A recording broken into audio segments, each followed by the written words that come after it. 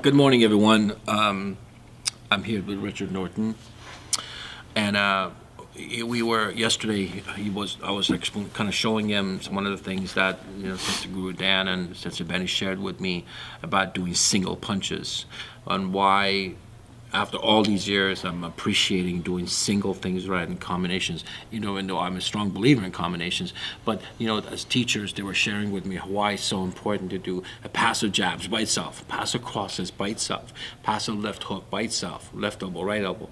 So I was wondering, I asked them why singles, and the thing that was shared with me was, God forbid, if when it gets down to it in the street, what you need is that one.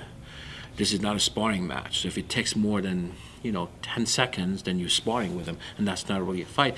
Then, Richard kind of shared with me this concept that he's been exposed to from the Japanese arts that he studied and from samurai, and I found that to be a very incredibly powerful tool that I asked him to kind of sit with me and talk about that, Richard. So what was it that you called it? Well, in Japanese martial arts, which is my base art, they have a word called kimeru, which is a noun derivative, and it's often cut short to just say Kime, K-I-M-E, Kime. And it's got a lot of probably English translation, so anybody out there that understands Japanese to the nth degree, don't get down on me for my loose interpretation. But for us, at least the way I was taught it basically, kimeru means to decide. And for us, it was about the idea of mind, body, and spirit being focused into a particular technique. You often see the big killer karate punch, we used to call it jokingly, and this incredible amount of force and focus on this one punch. And the idea being that if that punch was done correctly, it would have kime. You would decide, you would put your mind, your body, and spirit into that one technique, with the idea being that the thought of actually needing two of those or three of those to finish a situation is not even in the realm of possibility. It was about not having, as Fariborz mentioned, Guru Dan was saying in a street fight, I think is a great example that if you get in the ring and you've got gloves on and you're doing 5 rounds of boxing or kickboxing or whatever, you feel them out, you jab, you get used to the opponent, you score points. The last thing you want to do in a street fight is score points. It should be like an anaerobic event, like a sprint, where you finish it off in a matter of seconds. That would then presuppose that every punch you throw is not to get a point, it's to finish the fight.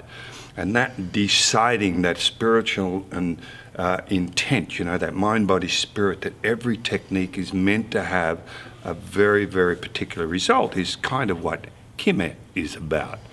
And a good example, I read a great analogy for this, is if you had a anti-tank missile and you fired that anti-tank missile at a tank without a warhead on it for the first one, yes, it would rock the tank, but it's not going to finish it.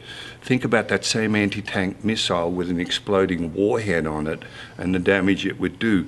That's kind of the idea of Kime, that I'm not just there to score points, that when I hit, boom, it's got that warhead. The amount of commitment from me mentally, physically, and spiritually is to finish that fight. And I also believe that every block you do, whether it's a karate block or whatever, every punch, every back fist, should have Kime. There was another example given to me when we used to hit mitts in boxing, and maybe you're going to do 50 repetitions, and so you start, I better take it easy, because otherwise by rep 30 I'm going to get very tired and exhausted, which is the absolute wrong way to train. The real way you should hit mitts is every time you hit them, it should be as though that is the only time, that is the only chance you will get to deliver that particular punch. So it should have total commitment. And of course, as your endurance and everything else builds up, you could do more of those. But that to me is really what Kime is about. So you'll see I see people doing kata, and it's kind of not finish. And finish is another good word. A finish to a technique is about giving the Kime. So I'm not just half doing a punch before I block, but rather looking at the absolute finish of each technique.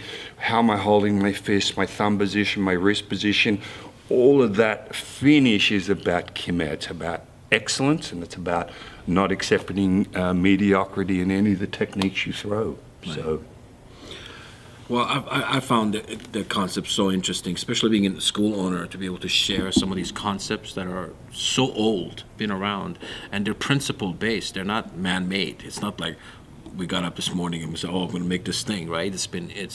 And they're self evident. They're out there, and it's like gravity. Like you don't have to be aware of it. You just it's there, and these principles must be taught in martial arts.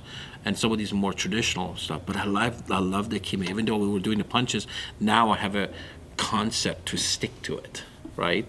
That I can make this better. So anyway, another tool for us, us as school owners, as martial artists, and just as a human. And we can do the same thing, not necessarily in striking, but we can do that in what we do in every day. every task we set out to do, we can apply Kime.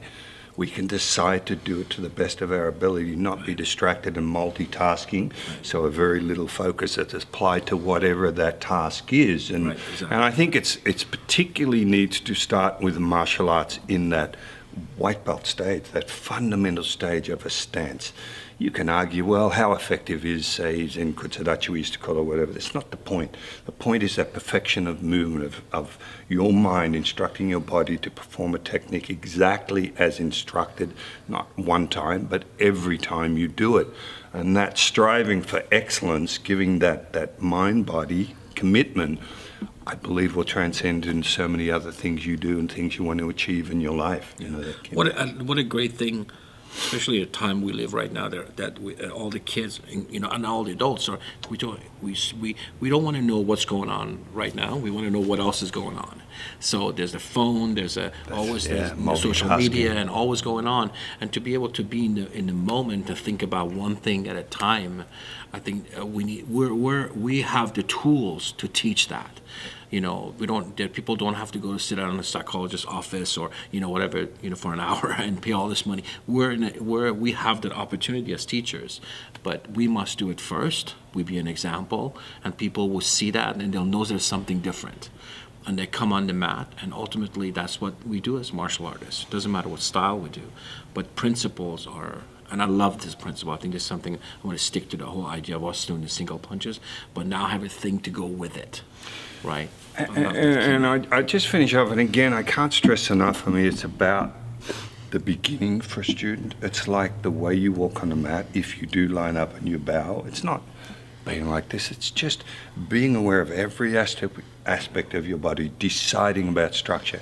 When you whatever it is, the etiquette within your particular school, but the most simple and fundamental acts, if you give that decision, that kimeru, that kime, of just being totally about that particular moment, it's such an important thing. And again, we keep bringing up multitasking. The great thing I always say about martial arts is that when you're grappling, or especially if you're in the ring, I often say that I bet you're not thinking about next week's rent right now. You are focused, and it's very in the moment producing.